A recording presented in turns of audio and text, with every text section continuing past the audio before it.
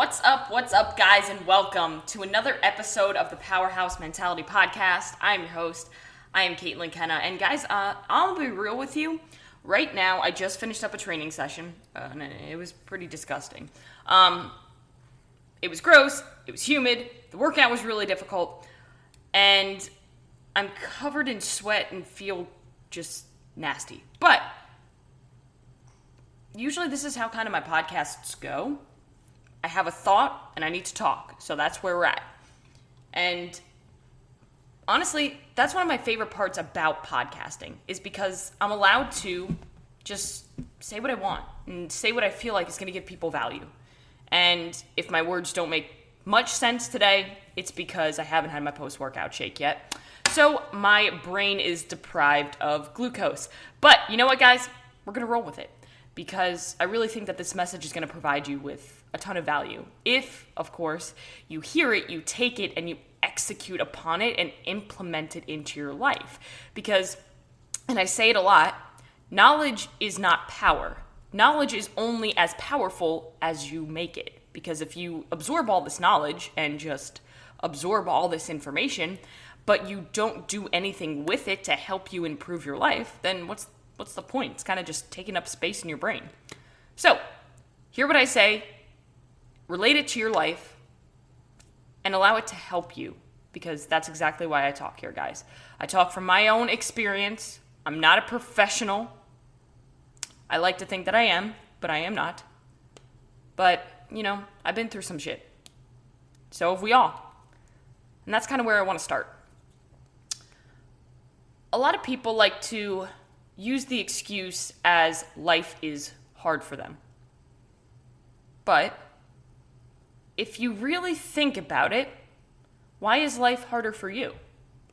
Guys, life is hard, but life is hard for everyone. And if you're selling yourself on the idea that life is more difficult for you, then that's simply just you making excuses for why you're not where you want to be in life, for why your life doesn't look like what you want it to look like. And we all have to face this reality at some point in time. There's always going to be points in our life where we take a step back and we realize, I'm not doing what I should be doing in order to become better. So, life is hard. We all have struggles. We all deal with shit. A lot of our days are filled with different obstacles, but it's all about how you look at it. And I talk about perspective a lot. And this week in my private Facebook group, the topic that we're speaking on is belief, perspective, and finding solutions. And I kind of wanted to talk on two pieces when it comes to perspective. One is relating to problems and solutions, while the other one kind of comes with a story. So I'll start there. If you've listened to a past episode of my podcast where I talk about one of my defining moments, there was a moment when, if you guys don't know, 5 years ago, I was very, very, very sick with an eating disorder. I had anorexia, orthorexia, I was obsessed with exercise, and I was starving myself. Why? Because I never thought I was good enough. I couldn't control things in my life, but I could always control if I ate or if I didn't eat. I could always control if my weight kept going down and down and down. And to be quite honest, at that point of time in my life, I was feeling so low because of the things that were going on around me that I didn't feel anything. And I felt pain through starving. The pain in my stomach was better than feeling nothing at all. And I think a lot of people can relate to that feeling where you feel so numb that pain feels better. And then you get just stuck in this cycle. So 5 years ago, one of the defining moments, and I'll kind of briefly explain it, my mom, my dad, they took me to an eating disorder outpatient program at LIJ Hospital in Long Island. And I honestly didn't think I had a problem. I was walking into this eating disorder clinic and I was like, why the hell am I here? I was almost laughing because I didn't understand it. Because I thought I was fat. I'd look in the mirror if I was able to. Some days I just couldn't. And just be like, you got to lose more weight. Like, you got to eat less. You got to move more. Come on. You're not good enough. What's wrong with you? So I stepped on the scale that morning, and I was 89 pounds. I'm 5'6". So that was my wake-up call, because that was when I realized, fuck, I have a problem and I need to fix it, but I didn't know how. I felt so out of control, and from that moment on, through recovery, I didn't think that I'd make it, to be quite honest. Like, every single day I would wake up and I didn't see myself getting through another day. And when I was really sick, I just didn't even think that my body would make it another day. And to be frank, I wanted to die some days. Some days I wished that I didn't wake up the next morning. Some nights I'd go to bed with such a bad pain in my chest from my heart flipping that I was like, well, let's see if I wake up. And I would. I always did. Even though I felt like I could barely move. I'd walk around and feel like I was going to faint all the time. I thought that was just normal, though.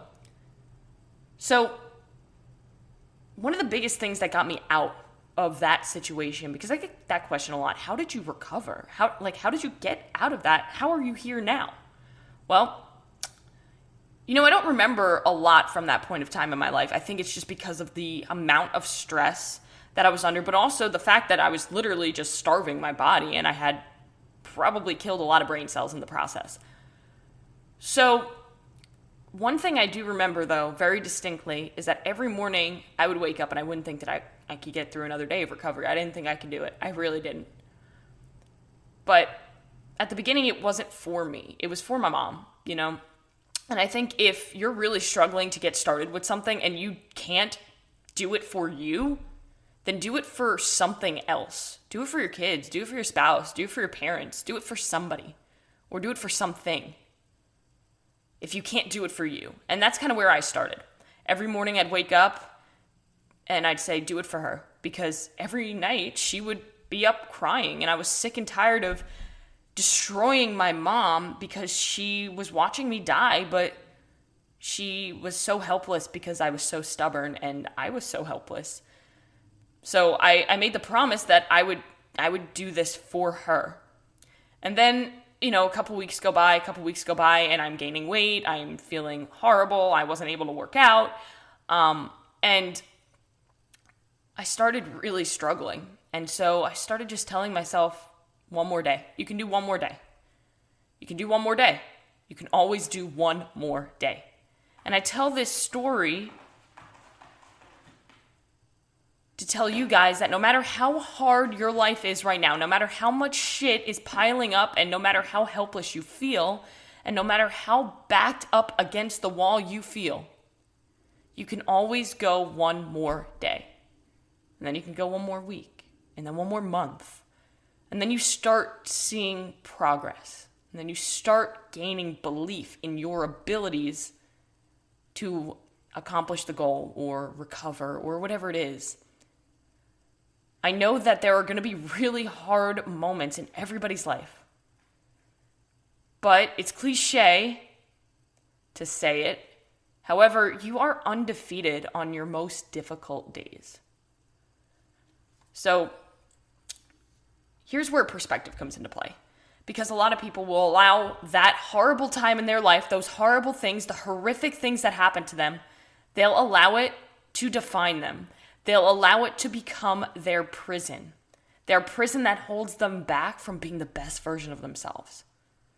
And for a really long time, that was me. I allowed my eating disorder, my past, my demons to become my prison. But now, I flipped the switch of my perspective, and I've shifted my perspective to allow those horrible moments in my life to give me power.